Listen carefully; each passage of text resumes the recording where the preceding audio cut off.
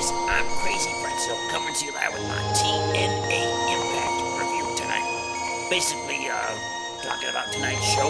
Tonight's Impact was a very good show, I thought. It was so much better than the last 2 weeks of Impact. Last 2 weeks didn't even make a dent in a column. But tonight's show was excellent. Well, for the most part, it was excellent. The first hour was very excellent, but the second hour, it started to kind of go downhill a little bit, but we'll get into it. So we started the show off with a 10-minute promo instead of a 20-minute, 25-minute promo, a simple 10-minute promo. Props to TNA for that.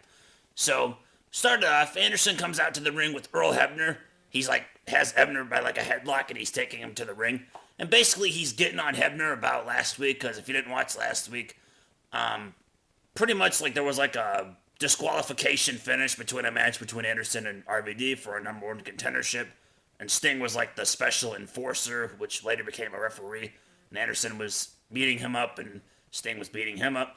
So I guess Earl Hebner disqualified him or something, but we didn't find that out until tonight that it was Hebner that made the DQ, that rang the bell. So Anderson's pissed at him. So he's about to he's begging Hebner to hit him, and then Brian Hebner comes out and kind of stops him from doing it or whatever. So Sting comes out and gets rid of the Hebners, and basically starts to get in Anderson's face. And then the two start to brawl, and then Rob Van Dam comes out and says that last week he didn't really want to, be a number one contender like that, because he knows he can beat Anderson, or Anderson can't beat him. So he issues it to be a three-way or a triple threat at Lockdown, be Sting versus RVD versus Anderson. And then Hebner's well, I don't have the power to do that. So then Hogan and Bischoff come out, and they pretty much make the matchup at Lockdown to be that way. And then Bischoff makes a 6-man tag match tonight with those three versus Bully Ray, Matt Hardy, and Abyss in the steel cage, a preview of Lockdown, pretty much. So that's our main event. It was an okay promo to start it out. It was shorter, so. Then we come back, and basically it's 3 little backstage interviews, basically between Anderson and RVD and Sting. The thing to really get out of it is that Anderson wants an apology from Sting, and then Anderson's no comment. So we have to find out later if he's going to get an apology. So it doesn't sound very exciting, but if you watch it, there's some build up to it for the pay-per-view. So, and later tonight, it was okay. We have another backstage promo to kind of get to our next matchup here, or our first match, I should say. Shannon Moore talking trash about why he threw, Scott Steiner's King Arthur thing at him, and then Scott Steiner responding about that. And then we got our first match between the two. It's Scott Steiner versus Shannon Moore. This was a good little 5-minute matchup. I gave it 2.5 out of 5. I might have gave it a 3, somewhere in there.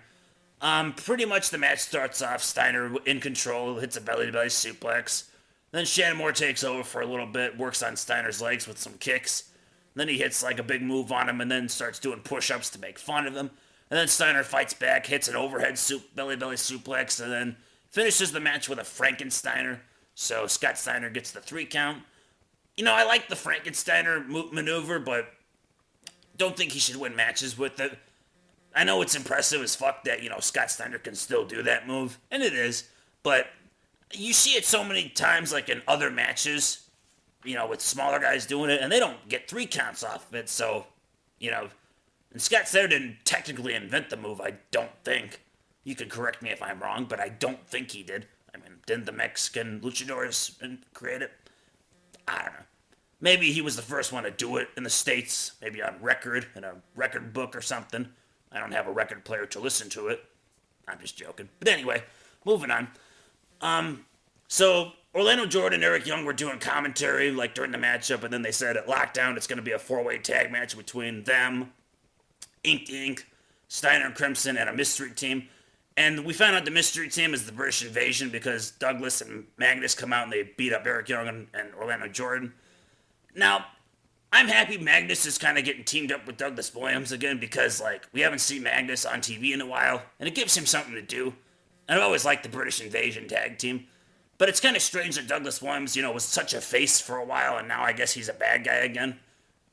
Once again, you're on this side of the coin in TNA, then the next week you're on the opposite side. 1 week your heads, then your tails. So, TNA's logic, whatever. We had the Jarretts backstage. Basically, Karen freaking out about, Jeff fighting Kurt Angle in a cage. And then Hogan and Bischoff say that they're going to have Rob Terry fight Kurt Angle. So, that should be exciting. Rob Terry's excellent in the ring. Asshole! Not. Maybe that first hour wasn't so great. Well, it was just that segment, I think. Then we had Anderson talking to a poster of himself backstage about getting an apology from Sting, and then he's saying no.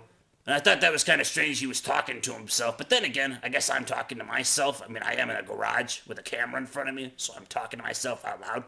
But I guess it's going on YouTube. I don't know if it qualifies. Anyway, let's move on with the show. We had a nice Young Buck promo. Basically, I guess like Max had cost Jeremy the X Division title at the last pay-per-view.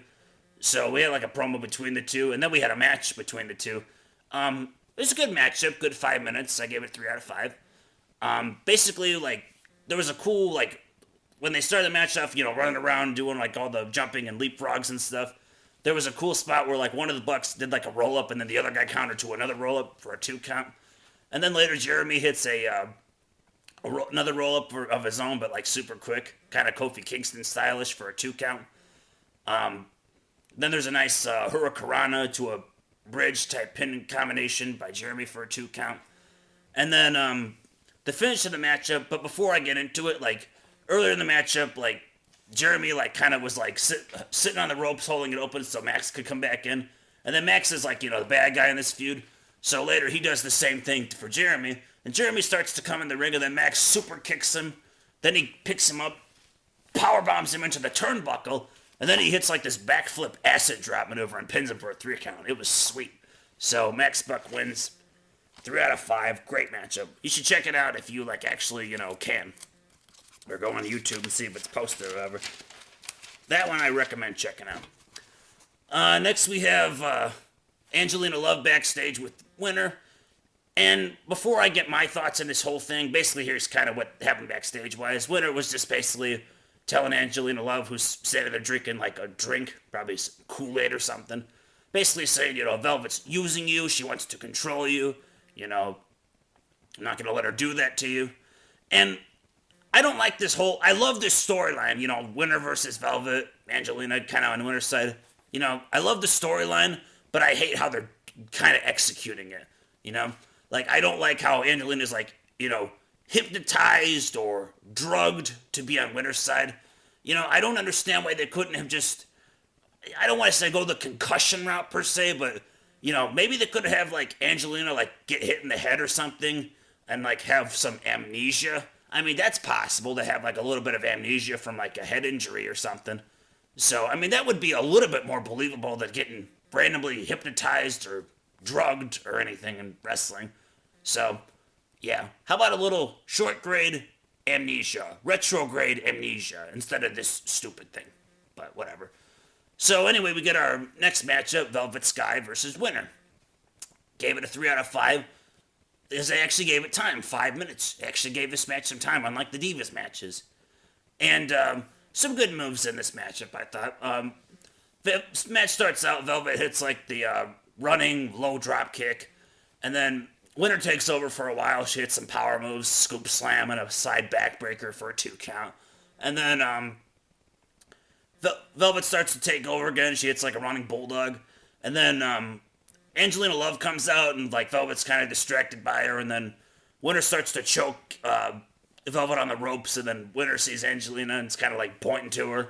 And then she hits like a catatonic backbreaker. And then it's not a Steiner recliner, but it's kind of like it. It's like her submission move, like on the side that she does it, and Velvet taps out. So Winner wins clean. Good match, 3 out of 5. Next we have Anderson coming out. I like Mr. Anderson, but this show had just a little too much of him, if you know what I mean. But Mr. Anderson comes out and calls out Sting. Sting comes out, and Sting, wants an apology from Anderson, and Anderson's like, well, I guess I thought I'd never do this before. Then he like hits him, and then they start brawling for a couple of minutes, which was cool. Brawling in the crowd. Then they come back in the ring, and then Immortal comes out. Bully Ray, Matt Hardy, Abyss, they come out and start beating the crap out of him. Bully Ray is like hitting Sting with a microphone, and pulls out his like chain wallet with a chain, starts hitting him with it. Then RVD comes out and saves him, but he doesn't save Anderson, and he leaves after that. Backstage talking shit about that, basically saying, they're gonna own those guys as they can't get along. So good hype for their matchup. Then we had Velvet Sky backstage, and then this is kind of where you start to notice a few editing mistakes in the show. Like, when she's talking, you can hear Mr. Anderson's theme music playing, like, just start playing. So, this was filmed before he went out. And then later, as the promo's ending, you can hear Sting's music being played. So, number one, they really should have edited that music out. And number two, they should have, like, just did the interview. Maybe they should have been number one. Do the interview somewhere else in the building. Just saying. But anyway, Velvet Sky basically, says that it was good backstage with her. But she basically says that, knows Angelina's under some kind of spell or something, and she's going to kick Winter's ass and get her BFF back and all that fun stuff. So, that was okay. Then we have, before we go to this next matchup, Mike Tenay announces Kurt Angle in action, but who's his opponent going to be? But earlier, Hogan and Bischoff said that it was going to be Rob Terry. So, watch the monitor, Mike Tenay, or else things are going to start changing around here. No, I'm just joking. I won't go after Mike today. But anyway, so we have Rob Terry versus Kurt Angle in a piece of shit matchup. 0.5 out of 5 I gave it. This match had like 2 moves and went maybe a minute long. Basically, Rob Terry hits a front slam on Kurt Angle, and then Kurt Angle, he goes for another move, and Kurt Angle counters it to an ankle lock, and he taps. A piece of shit match. And then Angle and Jarrett start to brawl, and then Angle's chasing Jarrett, and then the cops arrest Kurt Angle because of that whole thing earlier about him attacking Karen, even though he didn't do it. So, and I find that ironic because, like, last week he got pulled over in North Dakota for that drinking while operating a vehicle, which he said he didn't do, but if you smell alcohol in his breath, it's likely he did that. I mean, you're not going to just rinse your mouth out with alcohol, That's why you use mouthwash. So, unless Kurt Angle got those two mixed up, which he probably did. So, anyway, then we have a weird backstage promo. And Fortune, basically, like, it was kind of weird because Fortune was like, what's up with Anderson, RVD not helping Anderson, but we promised Sting we would help him. So, I really don't understand their business in this because, they're fighting Immortal, but they shouldn't worry about Sting and Anderson. So, then we have our main event, and I gave it a 2.5 out of 5. It started off as a handicap match because Sting attacked Anderson before he came to the ring. It went 15 minutes. It wasn't a bad match, but it was pretty much just an Immortal beatdown for most of it. So, most of it was Immortal beating down Sting and RVD.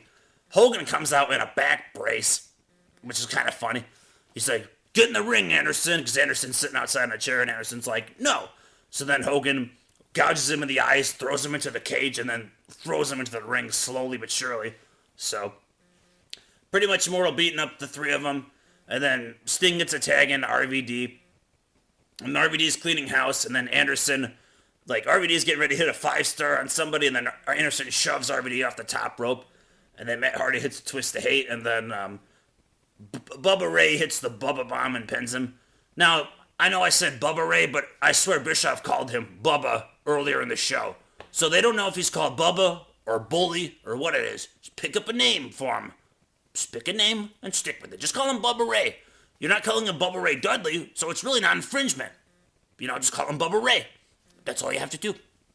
So, and then afterwards, Christopher Daniels returns, which was cool. He returns. There's a crossbody on the cage on everybody. And then, the TNA reactionist type thing, everyone's comments after what happened, for the last, 10 minutes of the show. And I don't like this. End your show, on a high note. Daniels returns, holy shit, end the show.